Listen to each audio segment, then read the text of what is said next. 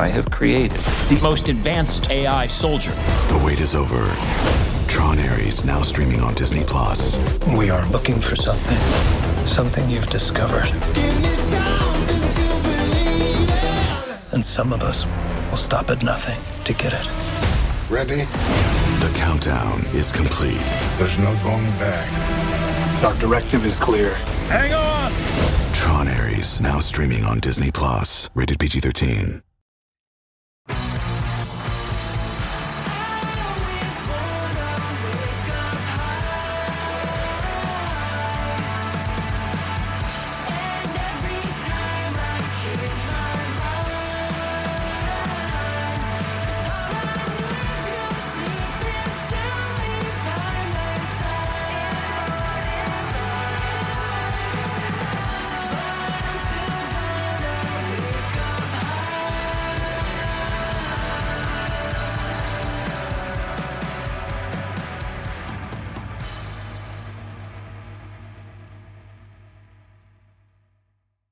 Hello and welcome to Islanders Anxiety from Lighthouse Hockey and the Fans First Sports Network. My name is Dan Saraceni. No Mike tonight. He is enjoying some family time, but we will hear from him in a little bit.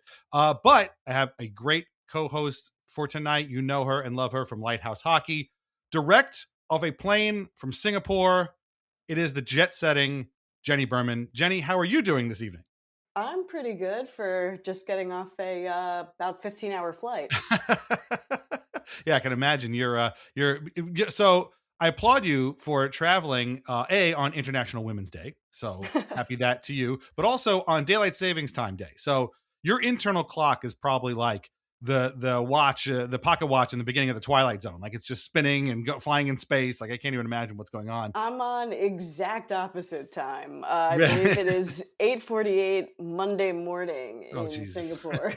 That's really funny. But well, how was it? How was Singapore? I saw you drank some delicious looking coffee while you were there. Yeah, no, it was great. It's very hot, which has been a nice break from our very snowy winter here in New York. But almost a little too hot. But I had a really good time. I spent a week there and got to do a lot. They've got some beautiful things to see, gardens, saw a bunch of exotic birds. Oh. It was a pretty cool trip. I'm glad I got to go. Very cool. A good buddy of mine works in acoustics. He used to work for a consulting firm that consulted people that are building like amphitheaters and concert halls and things like that all around the world. They used to send him all over the place. He went to Lucerne, Switzerland. He went to London. And they used to send him to Singapore every once in a while. I'm not sure what concert hall they were building there. And he said the same thing. It was very hot, but it was very nice. And it's got all this exotic stuff. But one time he got very drunk with one of his coworkers and he ended up getting a tattoo. And we made fun of him relentlessly for this. Not because he got a tattoo, but we're like, dude, you were drunk in Singapore and got a tattoo. Like, what are you, a pirate? Are you like a salty sea dog now? Like, could you be more cliche, really? But anyway, he obviously still has it because it's kind of an awesome story. But no, I've heard nothing but great things about it. And I am very glad that you are off a plane long enough to join me here tonight. I didn't know you were going to be in Singapore when I asked you, and I was like, "Oh shit! I hope she can do this." So, but we're going to hear from Mike in a little bit and get his thoughts on what was, frankly, a pretty wild week for the Islanders. We saw some trades, we saw a bunch of games, at least one win, thankfully, which is good, and we have another big week coming up. They got 2 huge points, which they really needed because Columbus is not stopping anytime soon. And so I figured we would start with the trades. By now, everybody is aware Brayden Schenn has been acquired by the Islanders for 4 separate pieces, one being a first-round pick, the one the Islanders got from Colorado last year in the Brock Nelson trade. Also, the 3rd-round pick that they got in the Andre Palat trade has also been traded to St. Louis. They gave up goalie prospect Marcus Gidloff in the deal, and also Jonathan Drouin, who I think we'll talk a little bit about later, and possibly more on a future episode. This has been discussed ad nauseum. We'll get to a lot of the different sides of the trade as we talk. But Jenny, what were your first impressions on the trade? First of all, did you even know what was happening while you were in Singapore with the time difference, or did you kind of find out after it was all done and you were like, I think wait. I woke up to it. I know I was watching some of the trades go. As I said, it's like complete opposite. So anything that was happening at night was happening in the morning for me, including the games. So it was breakfast with the Islanders. But no, I think I woke up to that one. And I remember thinking, that's a lot to give up for Brayden Schenn. Yeah. I kind of felt that same way too. I didn't love the deal, and you're actually very lucky to have like woken up to a finalized deal, because I had a terrible time with this. I think a lot of us did. It sort of came out piecemeal. Elliot Friedman, like it was towards the end of the day. It was a pretty boring day. It looked like the Islanders weren't going to do anything. Towards the end of the day, Elliot Friedman puts out a tweet that just says, "The Islanders are acquiring Brayden Schenn," and it was like, okay, for who and what and how? Then like about a half hour goes by, and people are like freaking out, like, why are they acquiring Brayden Schenn? And how old is he? How much is he making? All this kind of stuff. And then it becomes the trade is a first, a third, and a prospect.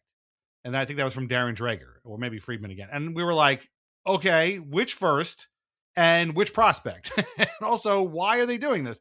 Then it was like, oh, Jonathan Drouin is involved. And it's like, oh, okay, is he involved instead of that stuff? Was it a prospect and now it's Drouin? What's going on? So while this is all happening, I'll be honest, I didn't like it at all. Somebody in our Patreon chat called it a potentially biblically terrible trade. And I was kind of on that train too. I started thinking, well, wait a minute.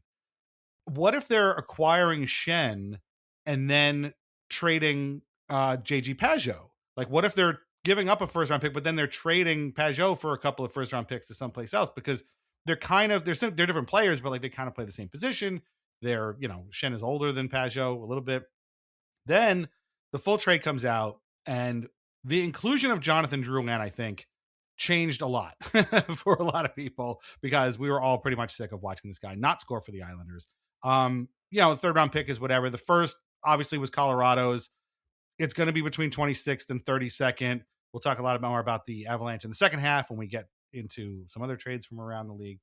And Gidloff is a guy who has good marks, high potential, but Dmitry Gamzin is their top goalie prospect. He's in the KHL. He just signed a new contract over there for another couple of years. He's the guy who's like lights out right now. And so he's the guy that they really want to protect. They really probably want to, succeed Ilya Sorokin at some point. So it was like, oh, okay. It was not Keishon Aitchison. It was not Cole Eiserman. It wasn't Danny Nelson or Quinn Finley or any of these guys that we talk about ad nauseum. So that changed things. And I think a lot of people sort of calmed down. I mean, now that we're like 48 hours past that, do you still feel it was too much to give up? I mean, I kind of think it is, but at the same time, I'm kind of understanding why they went to get him. Has your feelings changed on the trade at all? I'm still kind of in it's a lot to give up. I feel like Brayden Schenn's one of those guys who is a big name, and I don't know if I've ever really been impressed by him. I know he's a Stanley Cup champion. You can't really argue with that. And I mean, he could be a good Islander. There's a lot of guys who kind of seem to click here, which I think is nice. Right. And I think he's filling a position we do kind of need. Cal Ritchie, as much as I think he's got a lot of promise, I feel like has been struggling lately. Yeah. And I think we really did need to get another center in there. Otherwise, it was going to get a little messy. Yeah. He's mostly played wing, but obviously he can play center. That's what he played for most of his career. And it wasn't really until I listened to Mathieu Darche after the trade was over, he did his like press availability, that I really started to understand the logic behind this. He said they were going to start him at center. I believe he played center against the Sharks. Obviously, we're going to talk about that game in a little bit. So he can do that. He can play wing if they want to move Ritchie back to center. They played on a line with Andre Palat.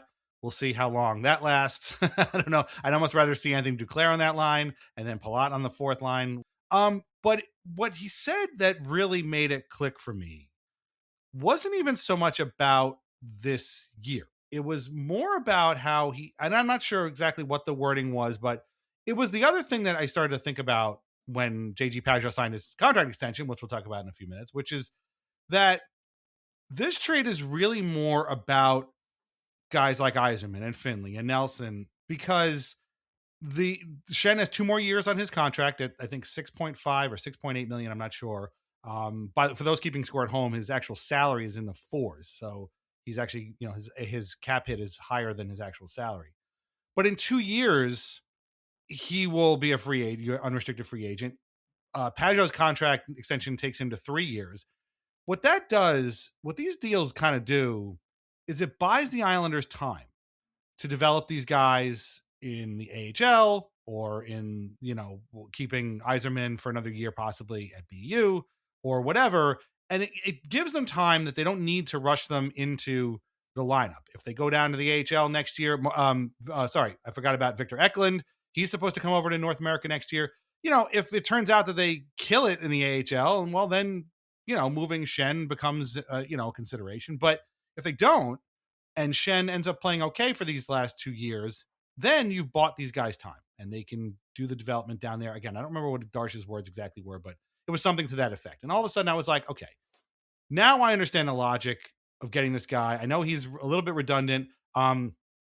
He will, I think, fit in personality-wise with the Islanders, because the most important thing I found out about Brayden Schenn is not that he won a Stanley Cup, not that he was the captain of the Blues, and not that he scored X amount of goals in his career, but it's that he and his wife have 3 kids, including a baby who was just born in January. So he's an uncle already. He's already shown up as an uncle, and he'll fit right in with the Islanders, who of course have a million kids collectively as a group. So happy International Women's Day to Mrs. Schenn. You just got the worst assignment in the world. You have to move this whole family from St. Louis to Long Island, for the next couple of years. But once I started thinking about that, I was like, okay, I kind of get where this is. Now, I think you're still right. I think there was a lot to give up when you acquire a additional first round pick. Using it on Brayden Schenn was not on my bingo card, and probably nobody else's either. So that is a little bit of a hurdle for me to get over. The other pieces, again, Drouin, it was time to go. Gams, and I'm not, Gidloff, I'm not really all that broken up about. Maybe it'll be a problem later on, and the 3rd round pick is whatever. So that using that 1st round pick in this trade is, I think, what bothers a lot of people. And I'm one of those people as well. But I'm willing to hear this out. I'm willing to see how this works, and maybe it does. We'll see. Anything else on Brayden Schenn before we move on to the J-G Pageau of that? He took Simon Holmstrom's number. I don't know. Oh, that's right. I was wondering, because I didn't see the live broadcast. I ended up watching the recap of all of that. Did they mention anything about how Simon might have gotten compensated for his number 10? It is a Rolex. Apparently, that's right. what I had heard. So there you go. That's the sort of standard, I think, payment in this sort of situation. But yeah, geez, I almost forgot. Yeah, so Schenn comes in, gets his number 10. Not only does Simon Holmstrom get a new number, he gets an umlaut. There's an umlaut over that other. Oh yeah. So I was wondering if I just missed that the whole time. No, never noticed it. Was not there. I'm sure the number was a Lou Lamoriello thing. I don't think the umlaut was. I don't know why Lou would not want that there, but in any event, so Simon Holmstrom may be just that much closer to reaching his final form as the full number. This is the number he wore in junior or whatever, and he said, and obviously the umlaut is kind of a big deal. So yeah, at first I was like, what the hell, what's Schenn's problem, man, what are you doing? But then it turns out that there was a whole story about it. So yeah, thank you for reminding me of that. And there's a whole story about that too, and they put out the whole and the Islanders video team has also been on top of this thing. They had Schenn meeting with Mathieu Darche and Patrick Waugh and Matt Martin and the whole group. They were, by now we all know both teams are staying both the Blues and Islanders are staying in the same hotel in San Jose because they were playing the Sharks on back-to-back nights, beat them both in overtime, which is kind of funny. And if you listen to 32 Thoughts, the podcast, the post-draft, the post-trade deadline edition, you know that meeting apparently is what swayed Schenn to waive his no movement clause to come to the Islanders. And yeah, it's all kind of cool. Like when you think about it, if it works, if it doesn't work, then these videos are very annoying. But if it works, I think it's all pretty cool. No, I was wondering if just having the Blues there, they were just trying to negotiate it out. And they're like, the Schenn guy, he met up with the team earlier. Yeah, exactly. That's a perfect segue. We have a caller on the line here. He says his name is Mike from Long Island. So let's go to him right now and get his thoughts on the Brayden Schenn trade. Yeah, greetings from beautiful Miami Beach. Thank you, Dan and Jenny, for filling in for me this week. But I did want to give some thoughts on the trade deadline and the fact that somehow Brayden Schenn is an Islander. I don't know, he's kind of like Bo Horvat in a way that not saying he's as good as Bo, but he just is never on my radar. Like Brayden Schenn was just always just like an NHL player who was just never going to play for the Islanders. So it was really, and let's be frank, like the on ice fit is a little weird. Personality wise and intangible wise, yeah, he fits the Islanders mold right now. He's a ring in the room, another captain in the room. So I think from that standpoint, I got it. My initial reaction to the trade was confusion. I almost felt like the Islanders, because they sent the film crew. You know, you got to get the B-roll of Mathieu Darche picking up the phone and saying, okay, we're good. Since you got to get that B-roll for the engagement. Number one in engagement across the NHL, of course, as we keep being reminded by our man Cheeseman. So it almost felt like the Islanders were like, well, we sent the film crew, so you better get something done so we can get the B-roll that we want. And he's like, okay, we'll just get Brayden Schenn, because I don't think he was on anyone's radar as a fit for the Islanders this entire deadline season, and the deadline season was just embarrassing for the professional liars. I mean, what a swings and misses all over the place, but they'll tell you they had everything right, of course, as they want to do. But yeah, so the on ice fit, a little strange. It felt like maybe they forced things a little bit, but it started to make more sense when the Drouin contract went the other way. I think that we can save our thoughts for Joe Drouin at a more appropriate time. But yeah, it was just like it was a really strange deal to kind of put together the pieces, and then it started to make even a little bit more sense when you think about, okay, they obviously don't trust Cal Ritchie yet to be a centerman in a playoff series, so you move him to the wing, and you try to just put the jigsaw puzzle together with Schenn backing up Horvat in between, or however you want to do it down the line. Horvat, Schenn, Pageau, and Cizikas. They will be a brute as long as they're healthy in a best of 7 series. Like, they will make a best of 7 series very physical. So that'll be fun. It'll be if they can get in, and I think that's the kind of thing that you got to scale, right? You got to put. Does this move help the Islanders get into the playoffs? I don't know. Will it help them if they get in? Yes, I do believe that. So would I like them to get somebody who can fire the puck in the net a little bit with a little bit more ease than most of the players on the team? Sure. Maybe getting Duclair in the lineup now regularly helps a little bit with that. But I don't know how much it'll help with him on the fourth line. But I do think eventually that you'd want to see him and like Emil Heineman or Andre Palat flip spots, where you have Duclair on more of a scoring line and Heineman more of a checking line. But we'll see if we get there. A little surprised they didn't bring in a kind of just like a Braden Coburn type warm body defenseman just to have, because you're going to need more than 6 guys in a playoff series, and they obviously don't trust Boquist, but he will be their 7, and then it'll be down the line to George. So I was wondering if maybe they'd find somebody to be the 7, then Boquist be the 8. But yeah, I mean, overall pretty strange. My brother, I think, had a really funny, maybe true conspiracy theory that the Islanders, since the Islanders and Blues were staying in the same hotel, that Mathieu Darche was just knocking on different doors from different St. Louis Blues players' doors and asking them if they wanted to play for the Islanders. Because it really did feel kind of that way, that they were just like, well, we got to get somebody. And they landed on a guy nobody saw. Now Simon Holmstrom is wearing number 92, which looks strange, but I mean, Simon is pretty cool, and the number's pretty cool. Did take a little bit of getting used to seeing number 10 skating around and knowing that wasn't him. But yeah, I mean, I don't think it was the type of move that excited anyone. I think what I also thought was pretty funny was that the Islanders were clearly gonna put a push behind whoever they acquired. So you trade for someone like Brayden Schenn, who at this point of his career is more of a physical force on the ice rather than a silky guy with great hands. So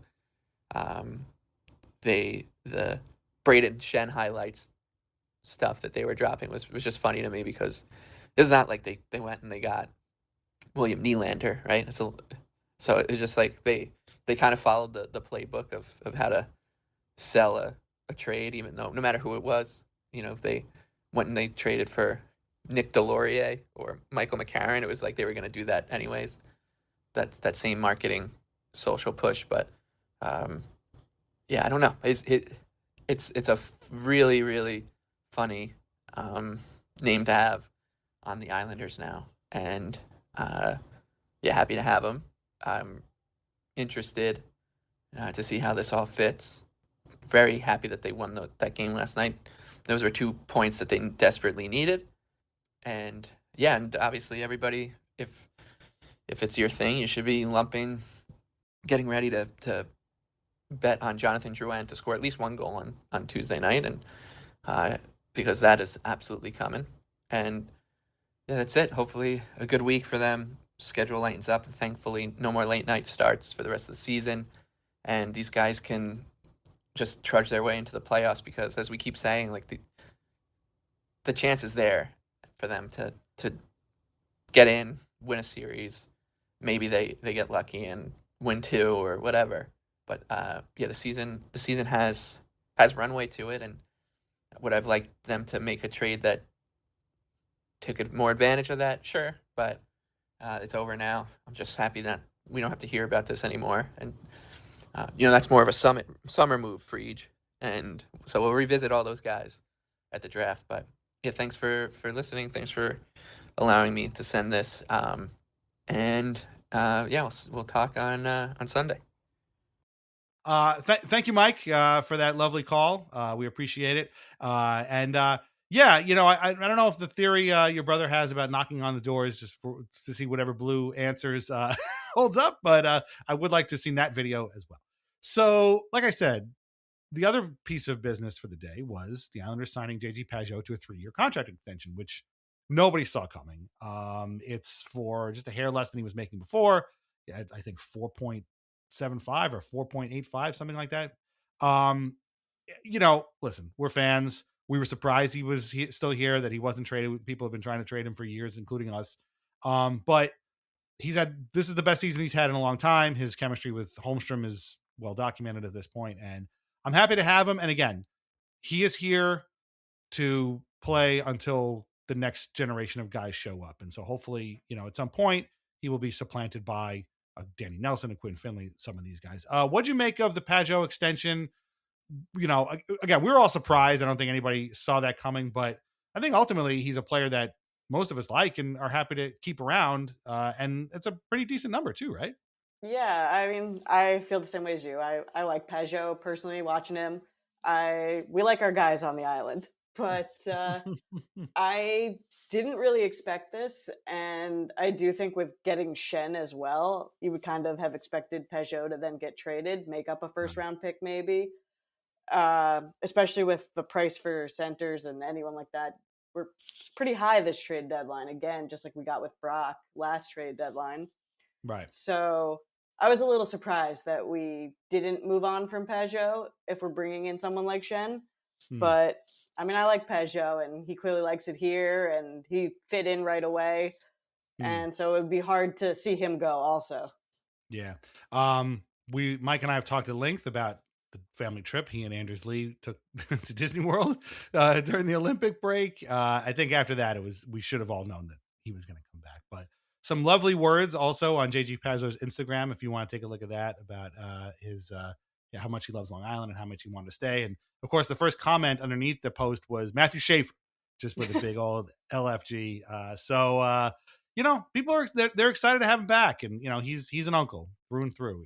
And so I think again, this is what we've seen this season. I think is the J-G Pageau we all kind of know and love. Like, he's had a couple of hard injury-plagued seasons there. But if he can keep up this for a while, I think they're going to be okay. 3 years could be a long time, but maybe by that third year, he's already being ready to be supplanted in that trade that we've been kind of expecting for a while happens. We'll have to see. But in any event, all told, I went from being like, you know what, at this point, just stand pat, don't do anything, to being like incredibly pissed off that they were making a trade that I didn't like, to being like, you know what, I think this is going to be okay. Do I like it? Am I in love with it? I should say no. Is it what I would have done? No. But I think I'm okay with it for now until it eventually blows up in our faces, and then I can be like, you see, this was always going to happen, which I will never say. But I mean, all told, when the dust settled, I mean, were you happy with the Islanders deadline? Were you, again, assuming that you thought we would pay too much for Schenn, did the signing of Pageau kind of mitigate that? Or you look around the rest of the league and are like, I think this might be okay? I think it's okay. I feel like it's one of those things where no one expected the team to be this good this year. And psychologically, if you start taking away from the room, I do feel like the players hate that.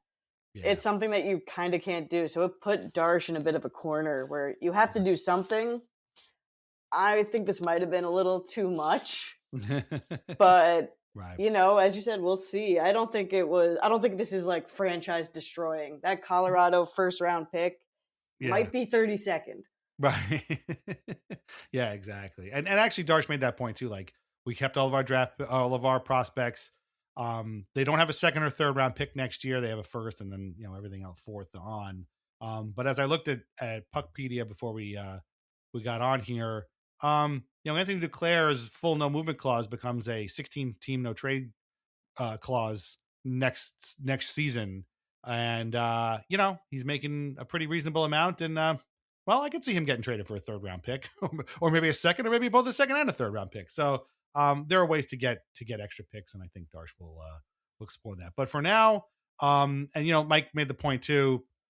Is it a trade that's going to help the Islanders make the playoffs this year? That's very debatable. Is it a trade that's going to help the Islanders in the playoffs? For sure, it will, because Schenn is just that kind of player. He's willing to fight. He's a leader. He's obviously, like you said, he's a cup champion. So I think there's a lot of good about this trade. I didn't see it at first. I can see it now.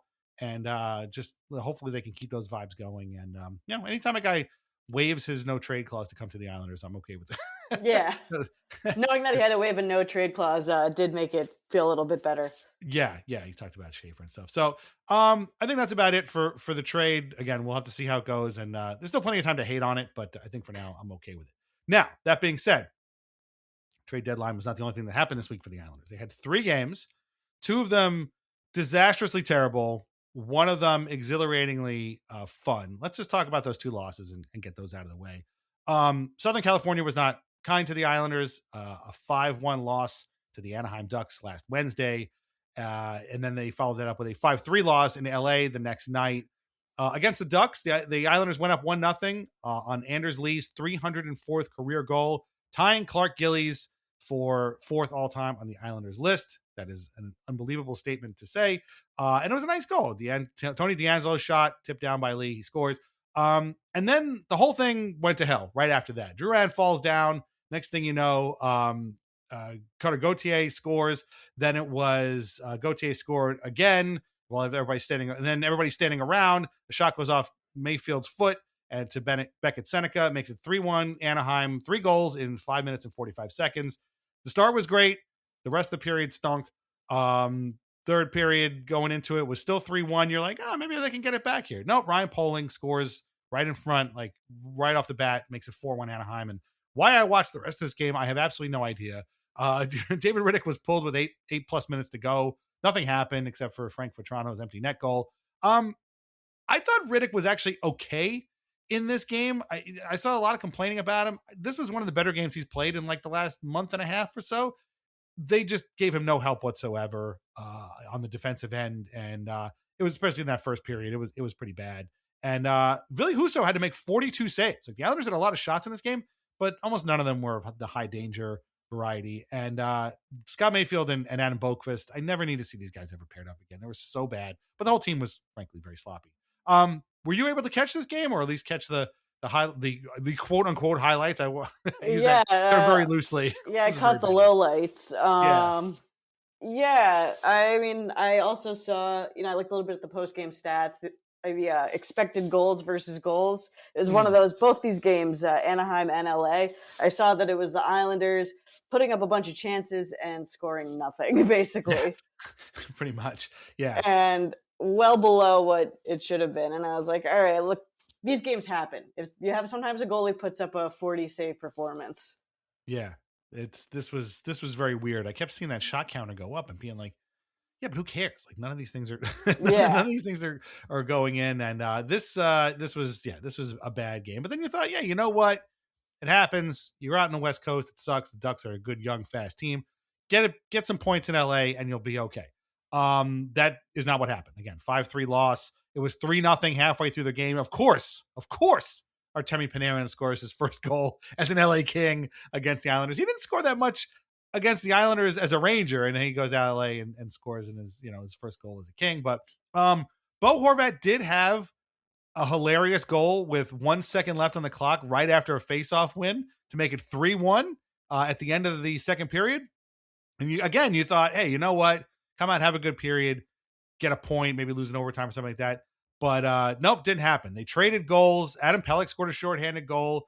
Emil Heineman tipped a Schaefer shot with the Sorokin pulled, but it just wasn't enough. Sorokin made 30 saves. He was great early, and then all of a sudden he wasn't. Darcy Kemper made 31.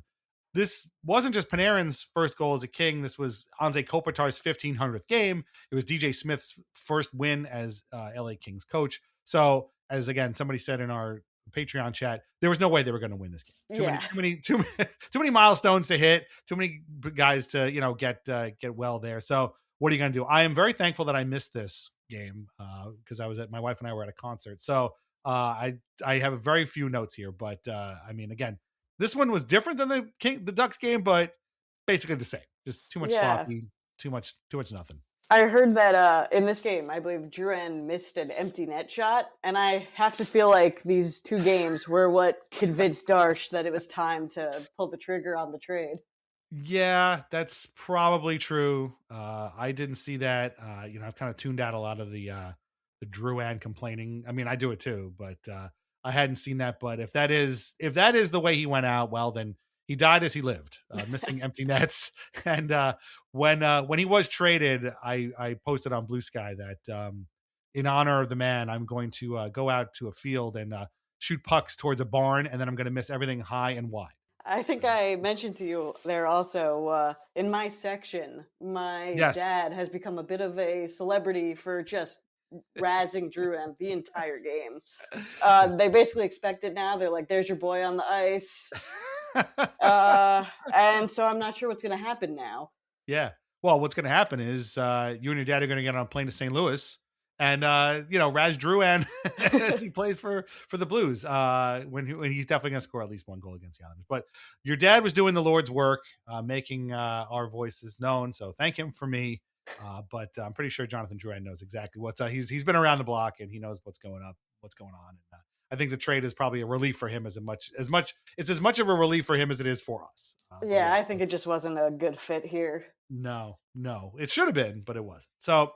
So a terrible start to this road trip. Meanwhile, the Blue Jackets are back to winning games. The Penguins are picking up points in overtime. Thanks for nothing Bruins who, lost to the Penguins tonight in overtime. But here comes Saturday. And the final game of the California portion of the trip is in San Jose. One of everybody's favorite pet teams this year, Celebrini, Smith, Eklund, all these guys. And for the most part, this game was very boring. It was, the Islanders took a lead in the first period. Tony DeAngelo, who, by the way, in fairness, was probably the best Islanders skater in this game. Sorokin was their best player, but Tony DeAngelo had a great game in San Jose. Floats the puck past Askarov for a 1-0 lead early. Schenn makes his presence felt by throwing some big hits out there. So does Carson Soucy, who is just Carson Sushi now, according to Butch Goring. Basically, it was really fun. It's really funny. That's just his name now. It was good overall, but it was a little bit hairy in the defensive zone for me, to be honest with you. And that just continued in the second period when Celebrini scores in the opening shift, ties the game at 1, kind of floats the puck again through traffic. And it was just sort of like this very kind of stuck in mud battle for the most part through most of the game. We get to the tail end of the third period. Islanders are piling up shots, but again, nothing's really dangerous. Kiefer Sherwood takes a penalty with 3:45 to go. A big scrum breaks out. Barzal is kind of in there. The Islanders get a power play, which of course has been no help to them at all this season. This power play was complete garbage. It was very infuriating. Nothing happens. But what happens right after that? There's just enough time for the Sharks to get a power play. They get that. They kill it, including in overtime. Again, Tony DeAngelo making a great block near the goal mouth on somebody. So they did a good job to kill that off. With 40 seconds left, Horvat kind of sends a little pass to Matthew Schaefer behind the net. Schaefer then finds Horvat streaking up the middle. He gets past Sam Dickinson. Backhand, 5-hole goal. 2-1 Islanders is your final. A much needed 2 points in a not so great game.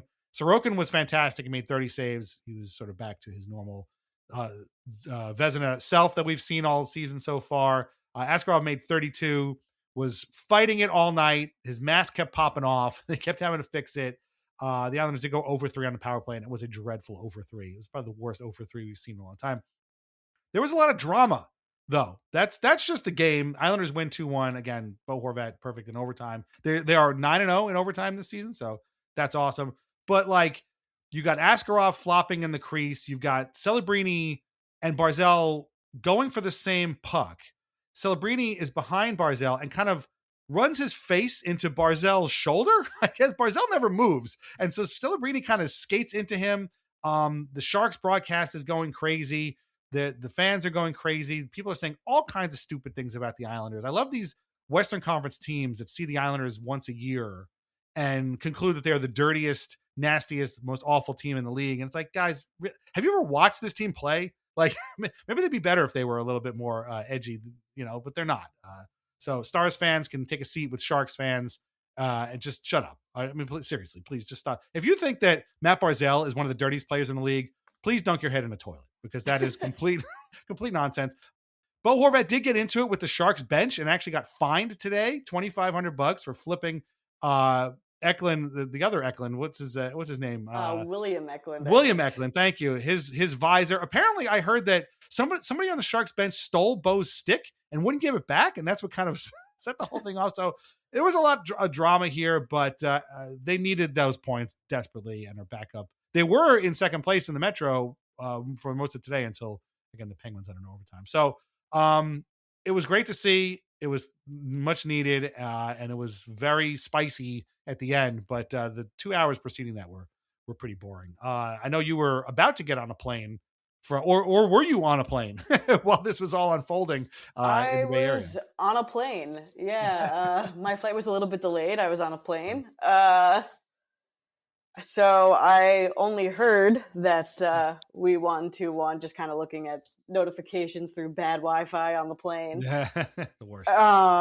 But yeah, I mean, I saw the goal afterwards. I saw Bo's antics. It does remind me a little bit of Brock Nelson in the playoffs against Carolina, I think it was, where he patted was it the goalie on the head that time? Yes. But I think we need a little bit of that. It does remind me of some good playoff teams. Even if we weren't so successful against Carolina, I do always think fondly of Brock in the playoffs. Right.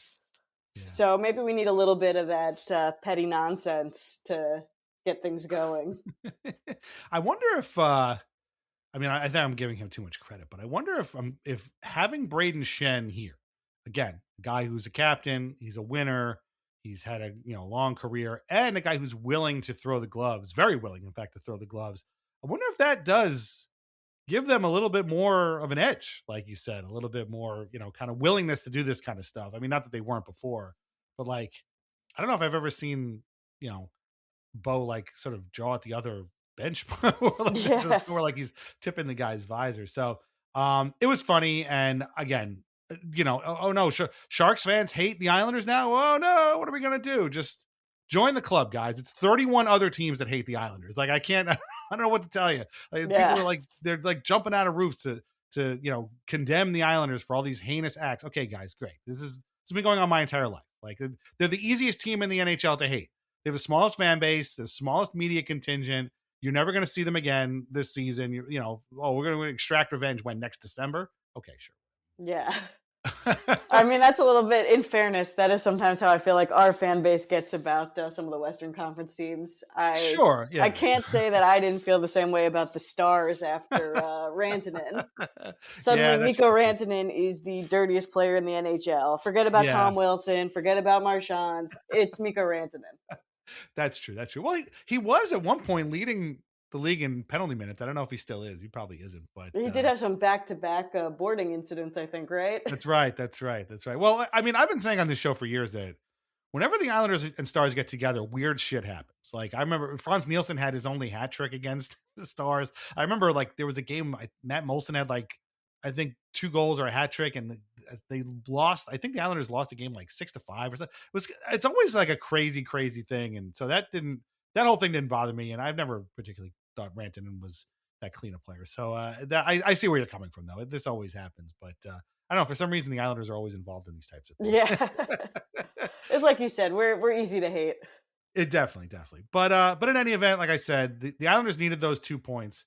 And a check of the NHL standings. Again, this is after the Penguins win tonight. So the Islanders are back in 3rd place in the Metro with 77 points, 1 behind the Penguins at 78. The Penguins have 1 less game played. So that's why I was hoping the Bruins could help the Islanders out, but of course they didn't. The Bruins are actually a point behind the Islanders in the final wild card spot right now with 76 points. And behind them are the Columbus Blue Jackets with 73. So the Islanders beating the Sharks gave them another 5-point cushion. A 4-point cushion. The Jackets do have 2 games in hand. That might get alleviated this week when the Islanders have a couple of days off here. So I think Columbus plays Monday night. So that'll be down to 1 after that. Hopefully, whoever they're playing beats them, and we can keep these guys at bay. This is what I said last week. Why it was important to get that 5-game winning streak, because had they not had that and needed to win all 3 of these California games, this would have been bad and they would have been out of a playoff spot right now, to be honest with you. But by banking on those points in those games, they did themselves a huge favor, and picking up that point in those 2 points in San Jose were enormous. I mean, a point in LA or the Anaheim would have helped too, but it is what it is. So right now the Islanders are still very much in the driver's seat, and that's really good. You and I haven't talked for a while, but like, what's your take on the sort of Metro race here? It's really just down to these 3 teams: Pittsburgh, the Islanders, and Columbus. They're the ones that the Flyers have 69 points. So the Capitals, I think they're pretty much out of it right now. The Caps have the same amount of games played as the Islanders, so they're almost definitely out of it. But like, it looks like these 3 teams are fighting for the same 2 spots. I mean, I'm hoping that one of them falters and it's not the Islanders, obviously, but like, do you have a read on this? Like, do you think the Columbus doesn't want to stop losing, and the Penguins, they keep playing terribly and then finding points. So it's been frustrating, but I mean, do you have a vision of how these 3 teams are going to shake out? Is it going to be the way it is now with Penguins in 2nd, Islanders in 3rd, and Columbus out? Or do you think maybe Columbus can sneak in there and make some real problems for the Islanders or Penguins? I mean, honestly, I don't know. It always feels like the Metro is the division where no one ever loses. And so it's hard to say. I do feel like when a team is running this hot, it's hard to count them out with Columbus. Right. But I didn't realize exactly how compressed it's gotten up into the Metro and into those wild card spots as well. Yeah. For a long time, those were not in play at all, I think, for the Metro. Right. Those were like very clearly for the Atlantic Division. And now it's looking like those could end up being 2 Metro teams. Sure. Yeah, definitely. I mean, if they slip down there, and it's definitely possible. So I don't know. And then, then you might get the Senators in there too, who have 71 points. Yeah. But I don't know. Their goaltending is so bad. They didn't. There's a lot of weird, flawed teams in the East, I think, is the biggest thing. Yes. So I feel like just having this many points banked, we're over 500 by a lot, which I think in this division is kind of safe here. Everyone else seems to be a little more in the mushy middle there. Right. So I don't want to say it's safe, but yeah, it's a good spot to be in rather than where I feel like the Islanders have been in the past, which is kind of relying on other teams and just backing our way in. Yeah, exactly. That's why, being in the driver's seat is way better than trying to chase the people in front of you. So hopefully they can keep it there. And we are going to take our break and talk about the upcoming games, and then again, go around the league and talk about some of the other trades that were made. Before I forget, our Vanda Pharmaceuticals shot of the week, get you and your family vaccinated today, was the Bo Horvat overtime goal. Obviously, it had to be. At one point, I was thinking I would make it that 1 second left on the clock goal from the LA game, but I hate picking goals and losses. So thank you, Bo, for making it very easy for me to make you the Vanda Pharmaceuticals shot of the week. And you know what? We'll make him our Viam Cyborg of the week as well.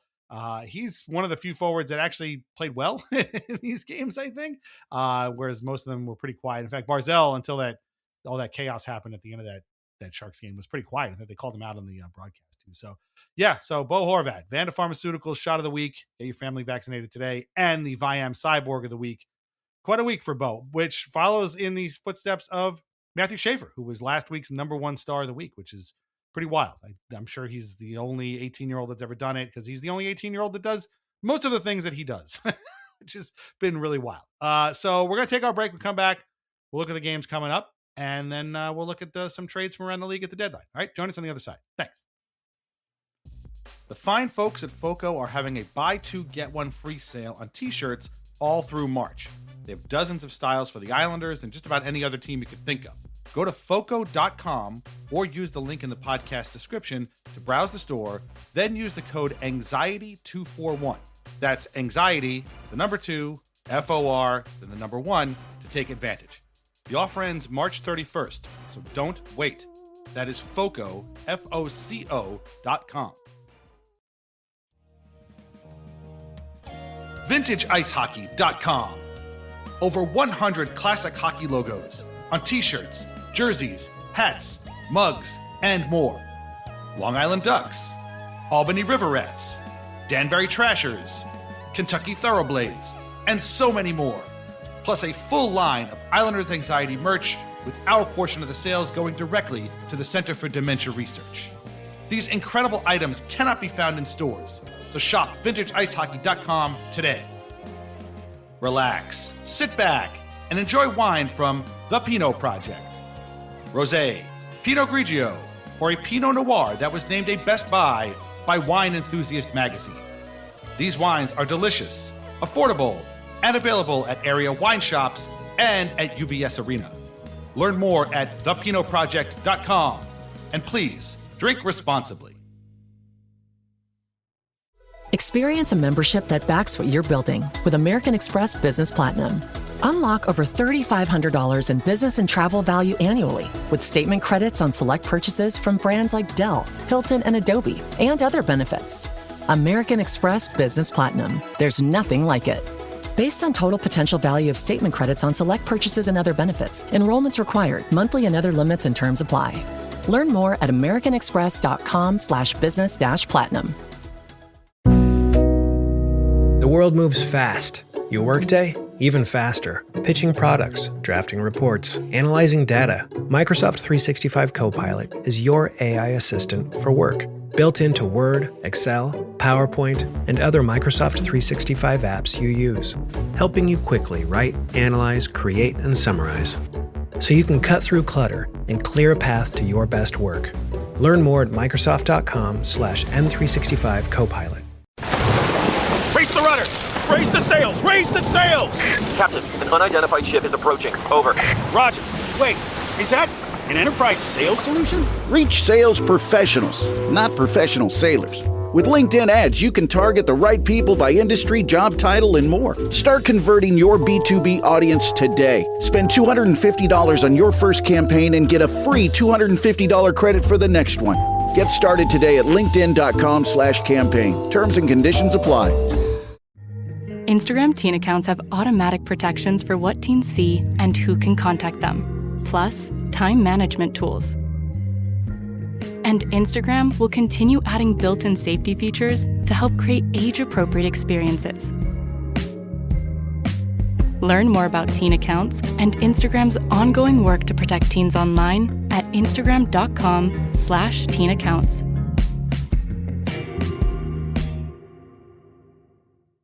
Whether your business has 6 floors or 6 employees, Walmart Business has everything you need to save time, money, and hassle.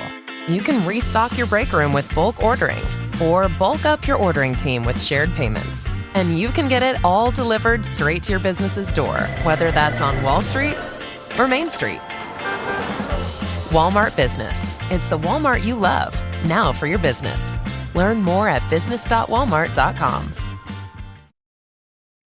Okay, before we get to the Islanders games this week, a little bit about our schedule. Obviously, we're talking tonight for this episode.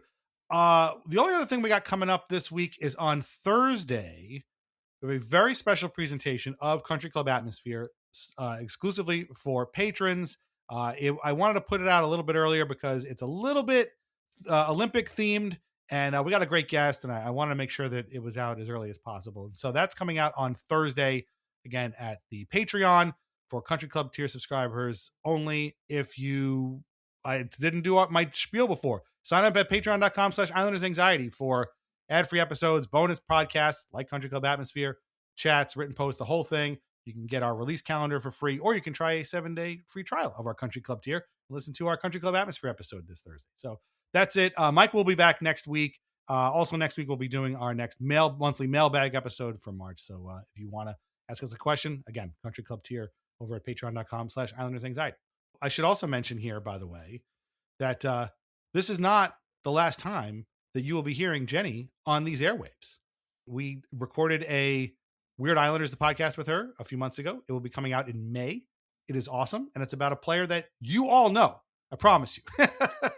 is a Lighthouse Hockey All-Star in a way. And it was a great episode. So that's going to come out in May. So check that out. I can't wait to get that out. Honestly, it's going to be great. Okay. So 3 games this week for the Islanders.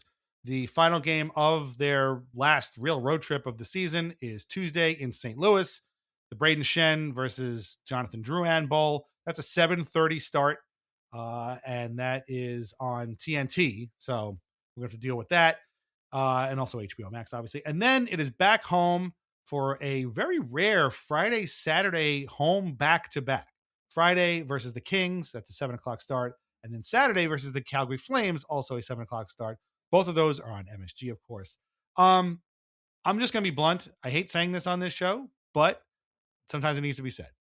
These are 3 games you can win. I mean, come on. Like, I know you lost to the Kings already, but that was at home. It was on the road. You can beat these 3 teams. Like, these are 3, frankly, 2 of them are way out of the playoffs, and the Kings are teetering on the brink. So anything less than 4 points out of these 3 games is kind of a crime and needs to be gotten. 6 points would be better, obviously. You look at these 3 teams, putting aside the Schenn, Drouin situation for Tuesday. I mean, am I crazy to think that they can and should beat all 3 of these teams this week? Yeah, I think that not getting 6 points here would be pretty disappointing. And these are all teams that you can also feel free to give up the overtime point to if it happens to go that way. Also a good point, yeah. So it's a little less pressure there. But I mean, like you said, 4 is what should be expected, but 6 is really what we should want. Yeah, for sure. And again, I know it's a back-to-back situation, but you guys are home. So come on, let's get it on. Yeah. And UBS needs to see some wins. We need to get that geared up for the playoffs. Kelly Cheeseman's going to be very upset if you guys don't get some wins at home. I was a little bit wrong. I guess that was St. Louis will be the end of their longest remaining road trip, but they are on the road all of next week, but it's just to Toronto, Ottawa, and Montreal, which isn't really much of a road trip anyway. And then it's mostly home. They only have 6 road games for the rest of the season. And again, 3 of them are 2 weeks from now. So it is going to be a lot of home cooking. You need to get a lot of points. UBS hasn't always been too kind to the Islanders, but it's time to make it a home and make it a place where maybe you have home ice advantage in the first round of the playoffs. So that would be very helpful. So go out, get those points, please. We need them. Okay. We've been talking about this the whole time here. Let's go around the league and talk about some other trades that happened on trade deadline day. I think probably the biggest one was the Nazem Kadri trade, sending him back to Colorado, making the best team in the league even better. The Flames got a conditional first, a conditional second, Victor Olofsson, some other prospects. They retained some, whatever. That's a huge get. And if I am Minnesota or Dallas, I'm very pissed off because, again, that's the team I'm going to be seeing in the playoffs at some point. The Flames also picked up Ryan Strome from Anaheim to, I guess, replace Kadri for a 7th round pick, which is almost insulting. I don't know. I feel bad. I always liked Ryan Strome, even when he was a Ranger, but I don't know. I don't know if I'd want to be traded for a 7th round pick. That feels like I'd almost rather be traded for future considerations. That's yeah, I was going to say, it's kind of the same thing. I guess it's a little bit of dignity over future considerations. At least a 7th round pick could be an NHLer. I guess. Yeah, I guess that's true too. But as future considerations, usually nothing. There's so many times that the trade is never actually finalized. So Nick Delorier goes from Philly to Carolina. Why? Nobody knows. The Hurricanes were pretty quiet, although, again, they've been the best team in the Eastern Conference for the most part this season, so I guess they didn't think they needed to do much. The Wild picked up Nick Foligno, which all of my Blackhawks friends were very happy to see because they've hated Nick Foligno the entire time he's been with the Blackhawks. It's kind of an empty suit when it comes to wearing the C, and they are not sad to see him go. The Wild were very busy. They picked up Bobby Brink for David Jiricek from the Flyers. They sent David Jiricek to the Flyers, I should say. I call it Jiricek Schrodinger's defenseman because he's sort of both alive and dead at the same time. Like he is a top prospect until he plays in the NHL, and that's when things fall apart, and then he ends up going back to the AHL. So why they traded for David Jiricek, I have absolutely no idea. The Sabres picked up Luke Schenn and Logan Stanley from Winnipeg. I thought Logan Stanley was going to be a good pickup for the Islanders because he's enormous, but apparently he sucks, according to some people I've read. And the Blue Jackets picked up Connor Garland, the guy who the Islanders were rumored to be picking up.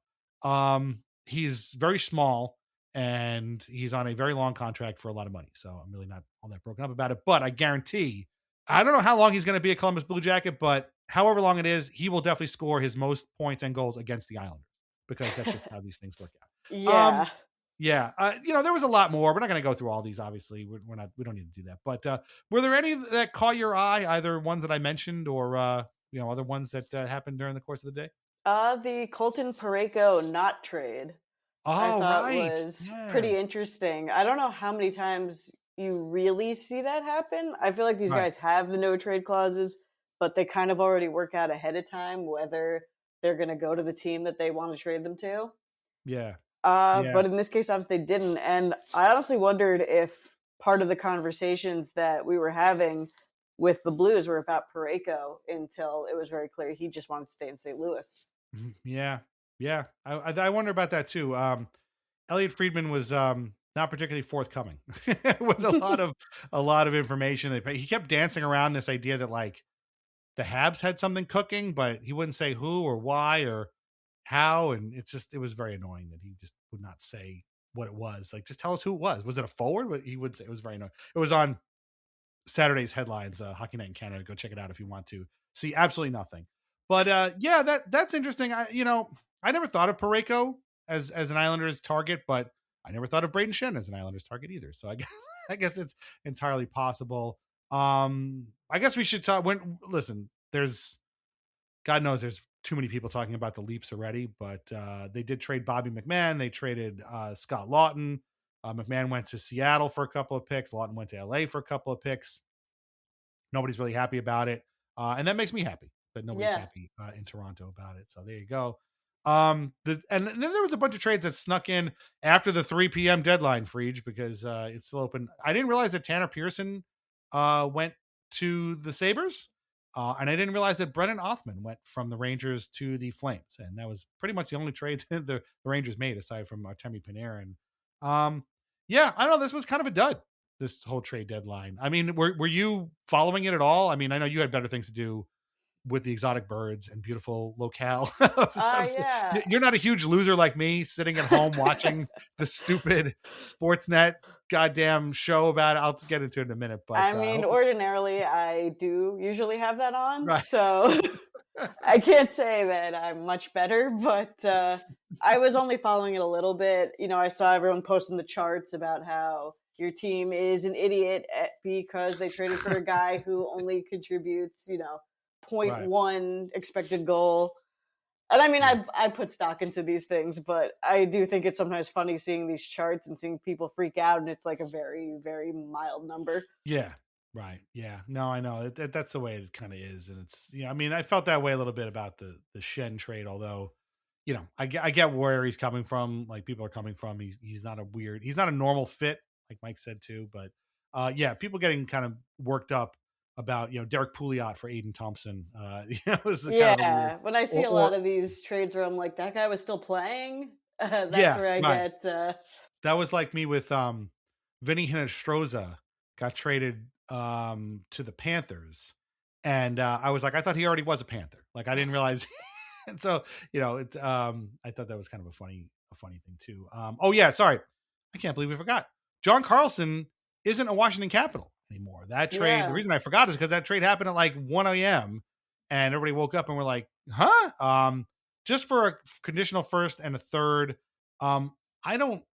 The Ducks love picking up old Metro players. And I don't know why they wanted Carlson, but Pat Verbeek is the tough negotiator for Frege, so I guess he sees the value there. But I think that's pretty much the signal that the Caps are done. And another one, I think the last one I'll mention here too is I'm in agreement with you. I think the Islanders gave up a lot for Brayden Schenn. I can, however, see the fit now. The Red Wings gave up 4 pieces for Justin Falk, who, to my knowledge, is probably 65 years old, I think now. They gave up a first and a third this year. Justin Holl, who plays the same position, obviously, to go to St. Louis. And then I guess a prospect, Dmitry Buchelnikov. So to me, when I saw that, I was like, 1, 2, 3, 4 pieces for Falk. I mean, just the first rounder alone feels too much for Falk. But I've never been a fan, frankly, going back to his Carolina days. So I don't know. That one was definitely one of the more puzzling ones. I know some people were puzzled by the Schenn thing. Oh, but that actually gets me to another thing I wanted to talk about the Schenn trade, which is that this is my failing on this is I always end up going for like the winners and losers articles. And while Islanders fans I saw were freaking out and angry and, trying to get Darche fired, and I saw the Islanders listed as winners in not 1, but 3 different articles. The Athletic, Sportsnet, and Daily Faceoff all had the Islanders in the winners half of their trade deadline things. And I was like, that's really weird. That it was I've never seen a dichotomy like that before. Like I'm pretty sure that we were listed as losers for trading for Bo Horvat. So right. Yeah, that's what I don't understand. That was the famously lose-lose trade. But I was just like, I don't know if I've ever seen this where people outside of the island are like, yeah, that's a good trade. I mean, he brings the intangibles, he brings all this, he fits right in, blah, blah, blah. Cap hit's not that bad, and they have room. I honestly, I should also have mentioned before that, Drouin was getting paid $4 million for this year or next year. So really the swing is only $2 million, obviously, plus the other year. But I saw people thinking it was great. And meanwhile, the Islanders' own fans are like ranting and raving and being pretty pissed off that he's not Jordan Kyrou, who didn't get traded at all. So yeah. I think this Yeah. was a weird deadline in part because I feel like no team is really in a great position to win unless you are the Avalanche, Stars, or Wild.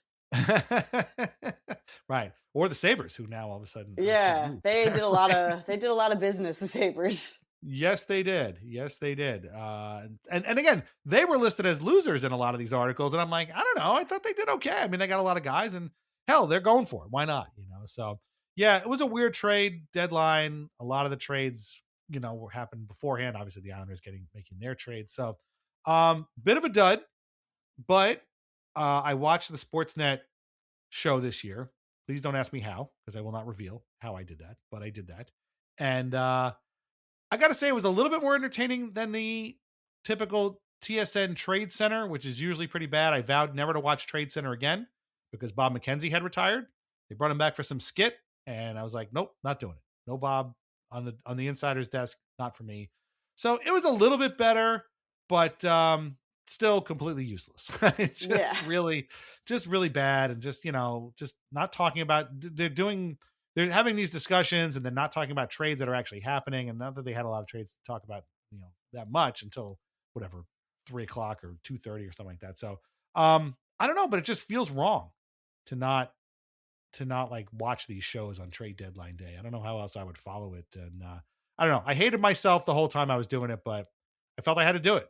Yeah. It is honestly still the best way to follow along. And that's maybe bad for the NHL, but it is definitely the best way to keep track of all these things. Yeah. Yeah. And I get the interviews and stuff like that, which is nice too. And they do have less skits than TSN, which is also much, much more appreciated. But they have 100% more Paul Bissonnette, which is to me just a really terrible trade-off. I don't know. I might take the skits. Yeah, I thought about that a few times, but at least when Biz is on, I can get up and get a snack, go to the bathroom, stretch my legs, that kind of thing. I was also like editing upcoming Weird Islanders podcast during the whole time, so I kind of just had it on, just very low volume. But it wasn't too bad. And again, no more TSN. I need Bob McKenzie. Bob McKenzie should have his own show. Just let him do his own thing from his own house, like on a Zoom call or something like that. Yeah, I guess that's about it. I mean, I don't know what else we need to cover. You're much more efficient than Mike is. I got to tell you. Mike, we would still be talking about that LA game right now if Mike were here today. He's going to be back next week. But I don't know, any other topics you want to cover? It's going to be a sprint. I mean, there's 19 games left for almost everybody. Like you said before, there's really no runaway teams right now, except for the Sabres and Hurricanes in the East in particular. And then in the West, you've got the big boys that have been there the whole time, basically at this point. I mean, the Pacific is kind of a dog's breakfast at this point. Who knows who's going to win that division? I see the Oilers are back in the playoffs, which is why it's been quiet lately, but they can drop at any time. So I don't know. I mean, where do you think this is going? I mean, it feels pretty chalk right now, but I mean, is there any team that you think could surprise people in either conference that maybe could pop into one of these spots that we don't see coming? I don't know. I mean, I think Columbus is really the question. Are they going to be able to make up enough ground here? And I'm looking a little bit at our future schedule, and we have a game at home against Columbus in a couple of weeks. Yeah. And so maybe it's going to be up to us to slow them down and keep our spot. That would be cool. I mean, the Islanders more or less put maybe not the final nail, but one of the last nails in the Florida Panthers when they beat them at UBS a couple weeks ago. So maybe they can do that for Columbus. That would be a lot of fun. Those guys just never want to go away, man. They just keep popping up. It's the worst. Anyway. If they weren't in our division, I'd find them a little easier to root for. Oh, 100%. Well, I mean, again, everybody roots for them. It's the same with the Sharks. Everybody loves them. Right. The Islanders never get that sort of benefit of the doubt. But yeah, those are everybody's two pet teams. I guess the Utah might, and the Ducks might also be kind of in that discussion. And the Sabres are everybody's enjoying what the Sabres are doing because it's just so wild and crazy. And if I had to have a second team, it would definitely be them at this point. I think the Islanders have 2 games against them. They have at least one in Buffalo. I think they might have another one. No, just the one. Yeah, that's the only one. So I might not like them after that game, but we'll see at this point. Yeah. I think one of the things, I'm just looking through all the standings now, is just I didn't realize exactly how far down a lot of our most hated teams are. Right.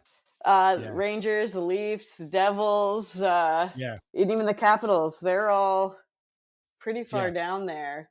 Yeah. I don't think anyone would have seen that coming at the start of the season.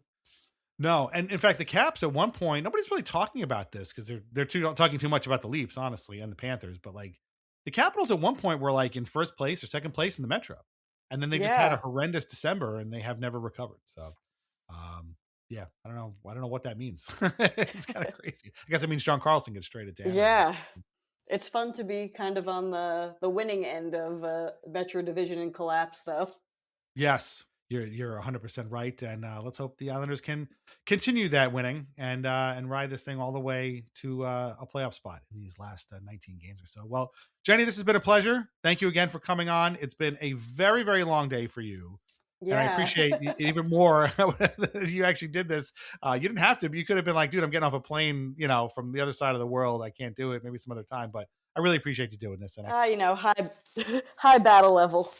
High battle level, 100%. But we that's obviously, we know that you have that from writing for Lighthouse Hockey all these years. So we appreciate it. And I appreciate everything you do for the site. And I can't thank you enough for coming on and stepping into Mike's very formidable shoes in this episode tired and everything. Yeah, thank you for inviting me. This has been great. No, this has been a lot of fun. And again, Jenny's Weird Islanders episode will come out later on. It is amazing. And also check out our episode of Weird Islanders, a podcast from last Friday, if you missed it, with our friend Joe Yurden talking about Michael Neuwirth and Chad Johnson and the backup goalie trade that benefited almost nobody at the trade deadline in 2015, I want to say. It was a great episode. Joe's a great guy. And if you missed it because of the craziness of the day, go back and listen to it because it was awesome. It's amazing. Reminder to check out patreon.com/Islanders Anxiety for ad-free episodes, bonus podcasts, you know, the whole thing. You can sign up for free to get our weekly release calendar or try a 7-day free trial of our country club tier. Our theme song is Morning Haze by Family Dinner. Listen to more of their music on Spotify. Read Lighthouse Hockey every single day for Jenny's work, but also to get your most up-to-date Islanders news and discussion. Islanders Anxiety podcasts are part of the Fans First Sports Network. Find us wherever you get your podcasts and on YouTube. Please leave us a review where you can. Shop VintageIceHockey.com. Try wines from the Pinot Project. In case you missed it, the fine folks at FOCO are having a buy two, get one free sale on t-shirts through March. Go to FOCO.com. Use the code ANXIETY241. So anxiety, the number 2, FOR, the number 1 to take advantage of the sale. And that's all the way through March. So go there. They got a ton of shirts. Check it out. FOCO.com. Jenny, any final thoughts on the week that was, the week coming up, the trade deadline, anything that's happened for the Islanders in this crazy, 72 hours or whatever it's been? Glad that we're done with California. Yes. And hopefully, like you said, getting most of these games back at UBS Arena can finally really be a new fortress for the team. Yes. And I am not only glad to be done with California, I'm glad to be done with the trade deadline. So we can everybody can shut up about who's getting traded and who's getting this, and the other thing.